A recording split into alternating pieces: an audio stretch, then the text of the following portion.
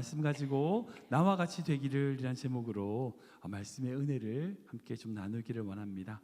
방금 읽었던 이 말씀은 죄수의 신분인 그 사도 바울이 화려한 옷을 입고 정말 자신의 어떤 앞에 서 있는 그런 아그리빠 왕과 총독 베스도에게 당신들이 나와 같이 되기를 하나님께 원한다라고 고백하는 모습을 볼 수 있습니다. 정말 참 위대한 고백인 걸 알 수 있습니다. 죄송합니다. 박정희 지사님, 우리 오사마 씨가 우리 밖에 있을 텐데요. 방금 나가셨어요. 네. 혹시 성도님들 여러분들 혹시 다른 누군가에게 너희도 나처럼 되기를 원한다 혹시 그렇게 얘기해 보신 적 있으신가요? 아멘. 사실 대부분은 나처럼 되지 마라 이런 말을 참 많이 하죠. 야, 나처럼 살지 마. 엄마 아빠처럼 살지 마. 이런 후회하는 말은 참 쉽게 할 수 있지만 나처럼 되라, 나처럼 살아라 이런 말을 하기는 결코 쉬운 일은 아닌 것 같습니다. 그러게 화려한 옷을 입고 있는 그런 로마의 고위 관리에게 사도 바울이 자신과 같이 되기를 원한다 라고 하는 것은요, 그만큼 사도 바울은 자신의 인생과 자기의 삶에 만족하고 있으며 분명히 자신이 걸어가야 될 길이 맞는 것임을 확신하고 있다는 것을 알 수 있는 거죠. 지난주에 나누었던 그 사도행전 26장의 배경을 먼저 좀 살펴보기를 원하는데요. 쭉 우리가 사도행전 말씀을 읽고 있으니까 이 사도행전 26장은요, 가이사랴 감옥에서 총독 벨릭스의 업무 태만으로 2년이나 구금되어 있었던 그 사도 바울에게 자신을 변호할 수 있는 기회를 찾아오게 됩니다. 게을렀던 그 벨릭스 이후에 베스도라고 하는 로마 총독이 새로 부임하게 됐어요. 제대로 재판도 안 하고 그렇게 하지 않았던 그 바울을 이 베스도가 새롭게 부임한 이 베스도가 이스라엘 분봉왕이었던 아그리빠 왕과 더불어서 바울에게 자초지종을 물어보는 자리, 그리고 듣는 자리를 가진 거예요. 그리고 그 자리에서 바울이 자신이 왜 이런 일들이 있었는지에 대하여 조목조목 그들의 언어로, 그들의 표현으로, 그들이 가지고 있는 방식으로 자세히 설명하고 있는 것을 보게 됩니다. 그것이 바로 26장 전체적인 내용이에요. 그렇게 전체적인 내용으로 다 바울의 자기 있었던 일을 쫙 이야기하고 났더니 그 이후에 총독 베스도가 이렇게 이야기합니다. 우리 24절 말씀인데 같이 읽겠습니다. 시작. 바울이 이같이 변명하되 베스도가 크게 소리내어 이르되 바울아 내가 미쳤도다. 내 많은 학문이 너를 미치게 한다 하니. 아멘. 이건 아멘하기 그렇네요. 미치게 한다고 하니까. 베스도 총독이 보기에는요, 바울의 이야기, 즉 다메섹으로 가는 길에 태양보다 더 밝은 빛을 본 것과 그리고 하나님께서 그 바울에게 이야기하시는 것, 말씀하신 이야기들, 나아가서 그가 전하고 있는 예수 그리스도의 십자가와 부활, 그리고 그것을 믿는 모든 자들이 구원을 얻는다는 그 하나님의 말씀은 그저 미친 소리로 들린 거예요. 미친 소리로 들린 거예요. 정신 나간 소리인 거예요. 그러나 바울은 그런 자신을 향하여 미쳤다고 말하는 베스도에게 이렇게 얘기합니다. 25절 말씀 볼까요? 같이 읽겠습니다. 시작. 바울이 이르되 베스도 각하여 내가 미친 것이 아니요 참되고 온전한 말을 하나이다. 아멘, 아멘. 자기의 그런 이야기에 대하여 미쳤다고 비정상적이라고 말하는 그 베스도에게 바울은요, 오히려 자신이 믿는 바에 대하여 논리적이고 체계적으로 전달한 그 모든 이야기들이 참되고 온전한 말이다 라고 주장하고 있는 거예요. 사실 미치거나 비정상적인 사람은요, 오히려 자신의 죄가 무엇인지도 모르면서 하루하루 죽어가는, 자기가 죽어가는 줄도 모르고 있는 그런 실제적인 자기의 모습을 모르는 자들이 바로 미친 자들이고 정신 나간 자들이죠. 그렇게 스스로 자각하지 못한 채 그렇게 살아가는 자들에게는요, 오히려 생명의 길, 정말 하나님의 복음의 길을 걸어가는 바울이 어떻게 보일까요? 비정상으로 보이겠죠. 비정상으로 보이겠죠. 미친 것처럼 보이겠죠. 근데 만약 이 미쳤다라고 하는 이 표현이 무언가에 몰두한다 라고 하는 의미에서 미쳤다고 한다면요, 바울은 미친 사람이 맞아요. 바울은 예수에 미친 사람이었습니다. 예수에 미친 사람이었어요. 십자가의 보혈을 흘려 자신의 모든 죄를 사하신 예수님, 죽임의 권세를 이기시고 부활하셔서 바울에게 생명의 길을 열어주신 예수님, 밤낮으로 바울과 늘 동행하시며 인도하셨던 그 예수님, 그런 예수님께 바울은 미쳐 있었습니다. 바울은 그런 예수님을 위하여 일평생을 살았던 자였다는 거예요. 먹어도 예수님을 위하여, 살아도 예수님을 위하여, 잠을 자도 예수님을 위하여, 숨을 쉬어도 예수님을 위하여, 살아가는 모든 순간을 예수님을 위하여 살았던 사람이 바로 사도 바울이었어요. 그래서 사도 바울은 로마에 있는 성도들에게 이렇게 고백합니다. 같이 읽겠습니다. 시작. 우리가 살아도 주를 위하여 살고 죽어도 주를 위하여 죽나니 그러므로 사나 죽으나 우리가 주의 것이로다. 아멘, 아멘. 이 사도 바울의 고백이 여러분들의 고백되시길 주님을 축원합니다. 아멘. 사랑하는 성도 여러분, 지금 여러분들은 무엇에 미쳐 있어요? 무엇에 미쳐 있습니까? 지금 여러분들이 몰두하고 있는 것은 무엇이에요? 지금 한국 사회를 두고 흔히들 한국 사람들이 부동산에 미쳤다고 얘기하죠. 영끌이라고 하죠. 영혼까지 끌어모아서 아파트, 부동산을 사고, 부동산을 투자한다고 해가지고 뭐 갭 투자라고 하죠. 조금 이세 차익이 나는 그거 가지고 부동산을 사가지고 부동산 값이 떨어지니까 이제 깡통 전세가 돼가지고 쫄딱 망하는 사람들도 생기고, 아무튼 모든 한국 사람들은 그 부동산에 완전히 미쳐 있는 것 같아요. 정말 지켜야 될 인권, 민주주의 가치, 그런 시대 정신보다 오로지 탐욕과 욕망에 미쳐 있는 것 같습니다. 한국 사회 전체가 미쳐 돌아가는 것 같아요. 미국도 마찬가지입니다. 인권이라는 이름을 가지고 동성애, 그런 모든 타락한 문화들을 옹호하고 오히려 바르게 생각하는 사람들을 매도하고 있어요. 이 세상 전부가 미쳐 돌아가는 것 같습니다.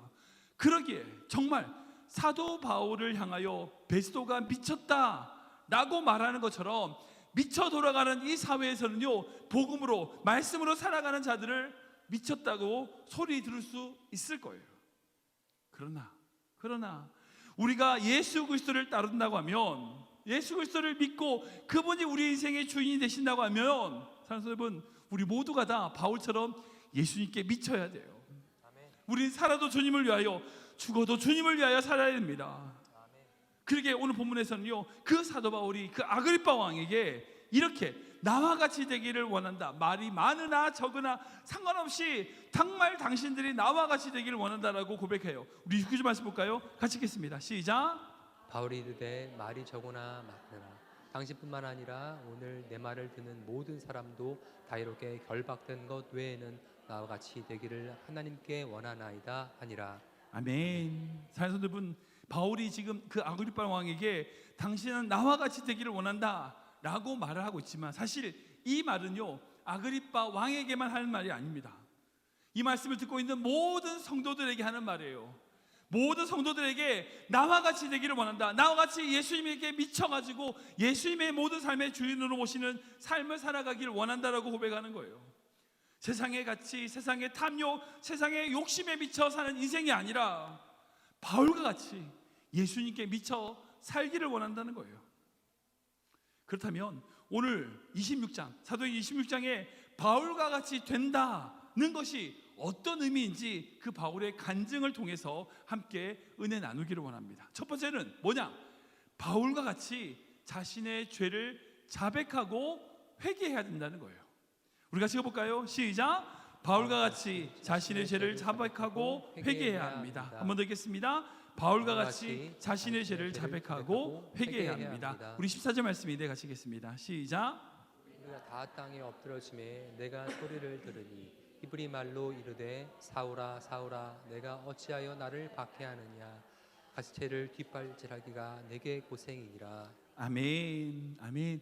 사도 바울과 같이 된다고 하는 것은요, 다른 게 아니에요. 사도 바울과 같이 자신의 죄, 자신의 문제, 자신의 어려움, 자신의 어떤 고통, 그 모든 것들을 주님 앞에 내려놓고 회개함으로 나아가야 된다는 거예요. 바울이 자신이 다메섹에서 예수를 만났던 이야기를 3번, 사도행전에 3번 등장합니다. 9장에 한 번 등장하고 22장, 26장 이렇게 3번이나 등장해요. 반복해서 말씀하고 있습니다. 이 똑같은 말씀을 왜 3번이나 말씀할까요? 그 의미와 내용에 대해서는요, 예배 후에 구역 모임에서 함께 나누시면 좋겠습니다. 아무튼 그런데 이렇게 3번을 이야기하는 와중 속에 26장을 보면 특별히 사도 바울이 예수님을 만나기 전에 교회를 어떻게 핍박하고 자신이 무슨 일을 했는지를 좀 구체적으로 말하고 있어요. 구체적으로 자신이 어떤 일을 했는지를 말하고 있습니다. 우리가 다 알고 있지만 사도 바울이 교회를 핍박했다, 알고는 있지만 뭘 했는지 잘 모르잖아요. 근데 이 말씀을 26장에 보면 사도 바울이 어떤 일을 했는지를 기록하고 있는데요, 9절부터 12절까지 쭉 내용이 있는데 제가 읽지 않고 제가 설명을 드릴게요. 말씀 보면 사도 바울이 예수님을 따르는 성도들을 옥에 가두는 일을 했다고 얘기해요. 뿐만 아니라 스데반과 야고보와 그런 순교당하는 자들, 그 성도들이 순교당하는 현장에서 찬성 투표를 주도했다는 거예요. 그래서 성도들을 죽인 거예요. 뿐만 아니라 회당에서, 그 유대인이 모인 회당에서 예수님을 따르는 자들을 잡아다가 형벌, 즉 매질을 하고 고문을 해가지고 그 사람들로 하여금 예수님을 모독하게 만들었다는 거예요. 마치 그런 거 일제시대 때 일본 순사들이 예수님 믿는 사람을 잡아다가 예수님 욕하면 살려준다 뭐 이렇게 한 것처럼, 그 예수님을 따르는 자들을 회당에 잡아다가 때리고 매질을 하고 예수님에 대하여 모독적인 말을 하면 풀어주는 그런 일을 했다는 거예요. 뿐만 아니라 외국의 성들을 다니면서 똑같이 그런 일을 했고, 그러니까 예루살렘을 떠나서 다메섹으로 가서 그곳에 있었던 예수 믿는 자를 잡는 그 행동이 그게 첫 번째가 아니었어요. 다른 성들도 다녔던 거예요. 그렇게 많은 교회의 성도들을 박해하고 핍박하고 괴롭히고 죽이고, 그게 바로 사도 바울이 했던 거라는 거예요. 그런데 교회를 그렇게 박해하고 핍박했던 자신이었는데, 그 다메섹으로 가는 길에서 정오의 태양보다 더 밝은 빛으로 우리 주님께서 그 바울을 찾아오셨어요. 자신의 삶을 변화시킨 거예요. 그것이 바로 앞에 고백했던 그 바울의 고백이었어요. 사랑하는 여러분, 은혜의 깊이는요, 결국 회개의 깊이입니다.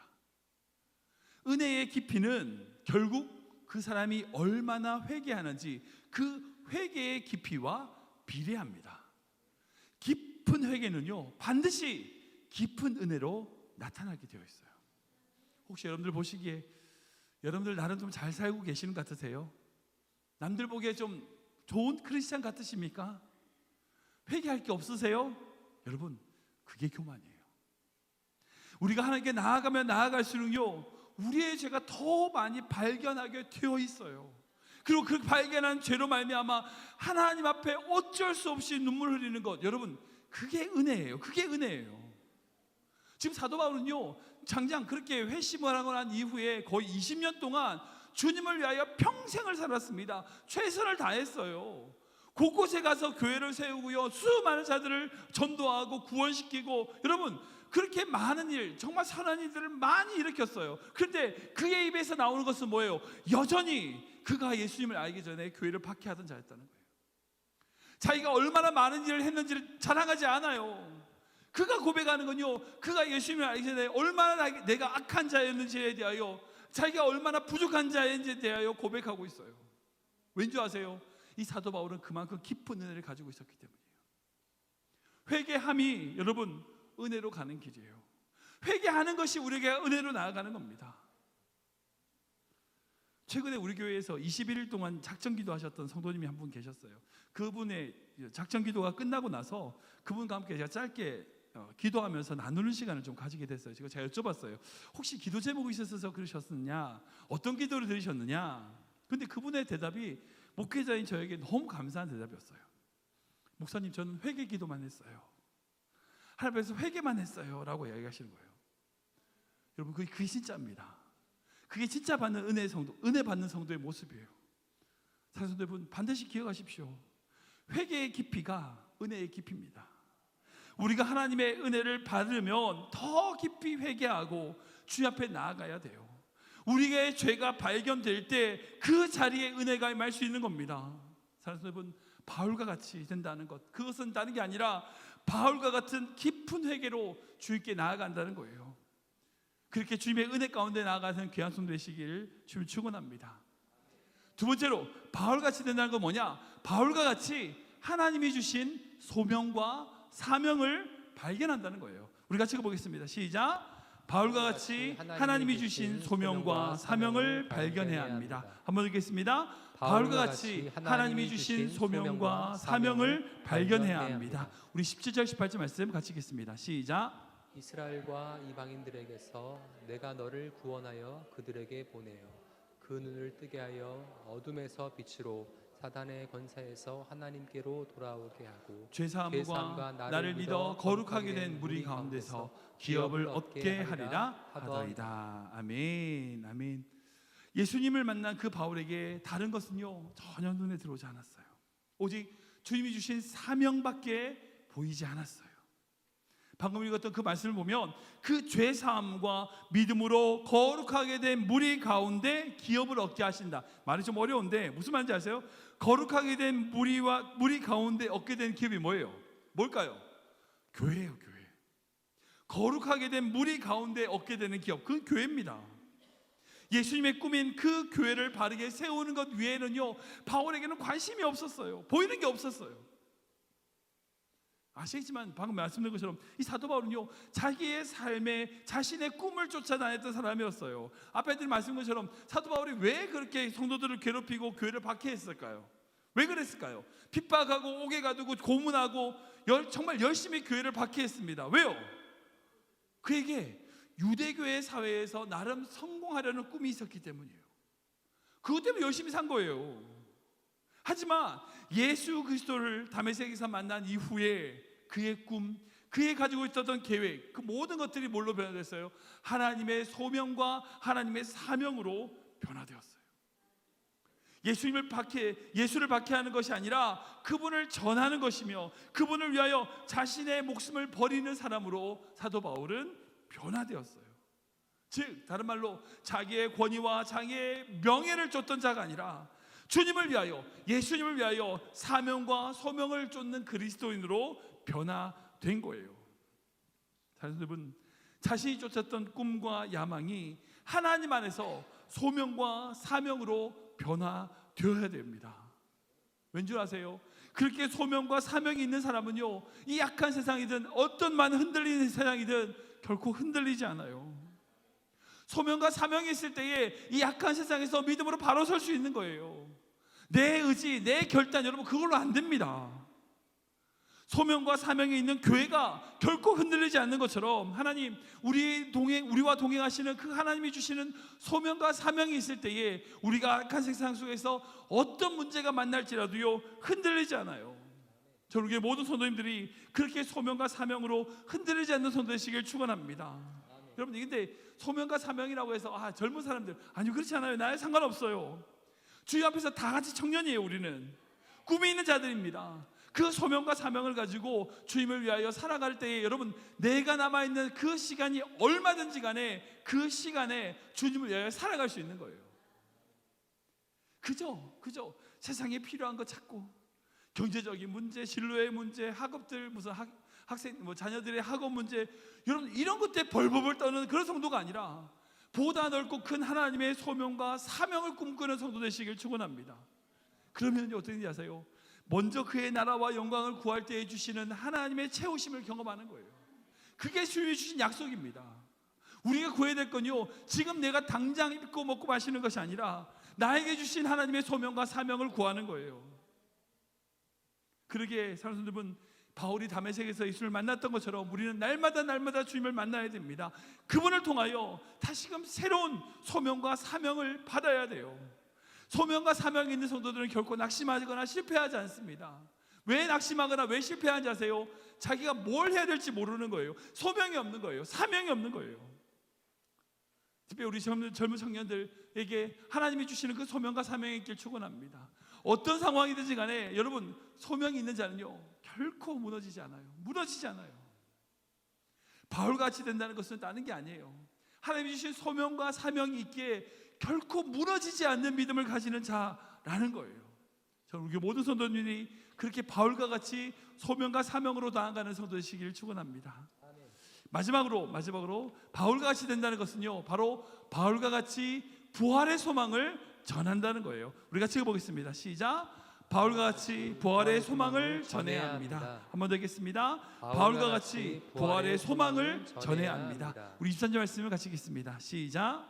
곧 그리스도가 고난을 받으실 것과 죽은 자 가운데서 먼저 다시 살아나사 이스라엘과 이방인들에게 빛을 전하시리라 함이니라. 아멘. 방금 읽었던 23절은요 바로 바울이 아그리빠 왕에게 모든 이야기를 하고 맨 마지막에 결론적으로 한 말입니다. 자기가 지난 시간에 했던 일들, 그리고 전 세계 다니며 교회를 세우시고 소명과 사명을 가지고 나아갔던 그 모든 이유가 뭐냐? 바로 오직 고난받으신 예수님, 그리고 죽음을 이기시고 부활하신 그 예수님의 빛을 전하는 소망이 있기 때문이라는 거예요. 성도님들 아시겠지만 어떤 한 사람의 소망은요 결코 그 한 사람의 소망으로 끝나지 않습니다. 결코 그렇지 않습니다. 한 사람의 소망은요 그 소망으로 끝나지 않고 다른 사람에게 전파되고 전염이 됩니다. 소망이 전염된다는 것은요 다른 게 아니에요. 자기가 소망을 가짐으로 말미암아 주변에 있는 사람들에게 그 소망이 전달된다는 거예요. 의심도 마찬가지고 불안도 마찬가지입니다. 어떤 한 사람이 소망으로 서 있으면 그 소망으로 서 있는 사람으로 인하여 그 주변에 있는 사람들이 함께 소망을 가지는 거예요. 저는 다른 거 아니라 우리 귀한 성도님들 가정에 정말 여러분들이 소망을 가진 자로 서길 축원합니다. 때로는 남편이나 아내가 자녀들이 안 된다고 얘기할 때 아니라고 하나님 주신 소망이 있다라고 얘기할 수 있는 믿음의 성도 되시길 축원합니다. 그러면요 여러분들이 그렇게 서면 여러분들 자녀들이 소망을 가져요. 여러분 남편이 소망을 가집니다. 아내가 소망을 가지는 거예요. 즉 소망은요 자기에게만 그치는 것이 아니라 다른 이에게 전달되는 거예요. 전염이 되는 거예요. 그리스도인이라는 게, 성도라는 게 다른 게 아닙니다. 바로 부활의 소망을 가진 자가 바로 성도라는 거예요. 그 부활의 소망을 나눠주는 자가 바로 성도라는 거예요. 힘든 순간, 어려운 순간, 무너지는 순간에 믿음의 성도는요 그 부활의 소망을 가지고 다시 일어설 수 있는 힘을 가지게 되는 거예요. 그 소망 중에 가장 큰 소망이 뭘까요? 바로 부활의 소망입니다. 이 세상을 넘어서 죽음을 뛰어넘어 소망, 그 부활의 소망이 있는 자는요 이 세상의 어떤 고난도요 두렵지 않아요. 여러분 계속 말씀드렸지만 초대교회 얼마나 많은 박해를 받았습니까? 로마 제국에 엄청난 박해를 받았습니다. 사사의 밥이 되고 어떻게 사람들의 조롱거리가 돼가지고 유흥거리가 돼가지고 그 그리스도인들이 죽는 모습을 구경이나 하고 있고, 여러분 그게 로마 시대의 그리스도인들의 모습이었어요. 제가 가보지 못했지만 로마에 가면 카타콤이라고 300년간 땅속에 숨어 살았어요.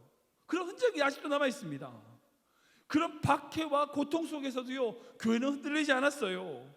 성도들 믿음에 흔들리지 않았습니다. 왜요? 그들에게 부활의 소망이 있었기 때문이에요. 그 부활의 소망을 전했던 바울의 복음이 있었기 때문이라는 겁니다. 근데 여러분들 도대체 뭐 때문에 힘드십니까? 왜 그렇게 믿음이 흔들리십니까? 지금 여러분들을 붙들어주는 소망이 무엇입니까? 오직 예수 그리스도의 그 부활이 여러분들에게 소망 되시길 축원합니다. 여러분들 정말 여러분들 인생 가운데 그 예수 그리스도의 부활의 소망을 외치는 사람 되시길 축원합니다. 어떤 절망의 상황일지라도 하나님을 바라보면요 소망이 생깁니다.